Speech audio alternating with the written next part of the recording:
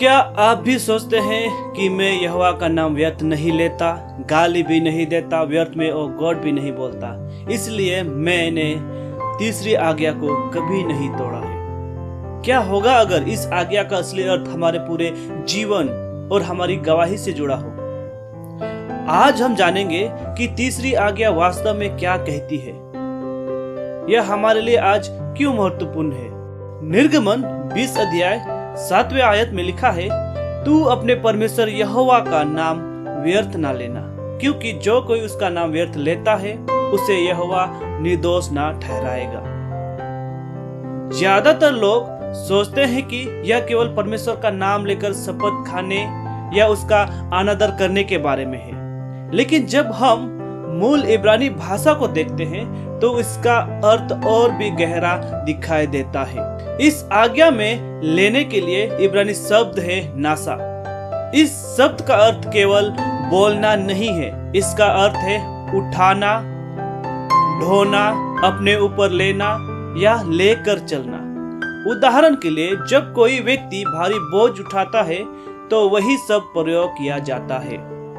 इसीलिए परमेश्वर केवल यह नहीं कह रहे हैं कि मेरा नाम गलत तरीके से मत बोलो, वे कह रहे हैं मेरा नाम अपने ऊपर लेकर मत चलो यदि तुम उसे सही तरीके से प्रस्तुत नहीं करोगे।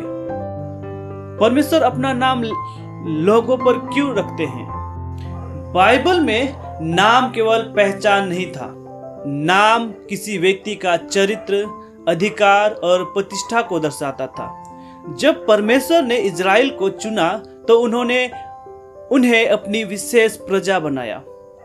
दूसरे राष्ट्रों को इज़राइल को देखकर यह समझना था कि उनका परमेश्वर कैसा है, यानी इज़राइल के लोग संसार में यहोवा का नाम लेकर चल रहे थे।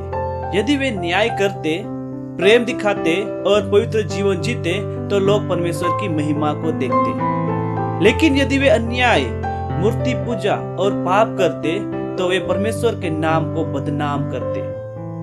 व्यर्थ का अर्थ क्या है? अब व्यर्थ शब्द को समझते हैं। इब्रानी में इसके लिए शब्द है सौ। इसका अर्थ है झूठ, धोखा, खालीपन, बेकारपन या गलत प्रतिनिधित्व।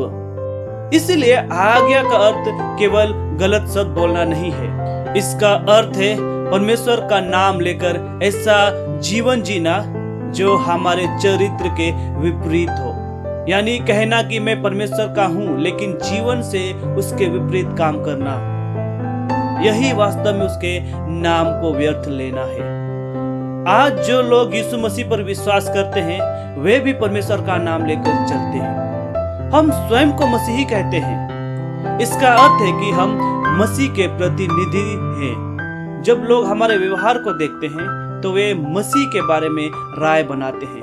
यदि हम प्रेम, दया, सत्य और नम्रता में चलते हैं तो हम परमेश्वर के नाम का सम्मान करते हैं। लेकिन यदि हम झूठ बोलते हैं, धोखा देते हैं, नफरत फैलाते हैं और फिर भी स्वयं को मसीह कहते हैं तो हम उसके नाम को व्यर्थ उठा रहे हैं। यही कारण है कि यीशु ने कहा, तुम्हारा प्रकाश लोगों के सामने चमके ताकि वे तुम्हारे भले काम को देखकर स्वर्ग में तुम्हारे पिता की महिमा करें। आज अपने आप से यह सवाल पूछिए, क्या मेरा जीवन परमेश्वर के नाम का सम्मान कर रहा है? जब लोग मुझे देखते हैं तो क्या वे यीशु के चरित्र की झलक देखते हैं? तीसरी आज्ञा केवल हमारी भाषा के बारे में नहीं है, यह हमारे पूरे जीवन के बारे में है। परमेश्वर चाहता है कि हम उसके नाम को केवल अपने होठों से नहीं बल्कि अपने चरित्र और कर्मों से भी सम्मान दें।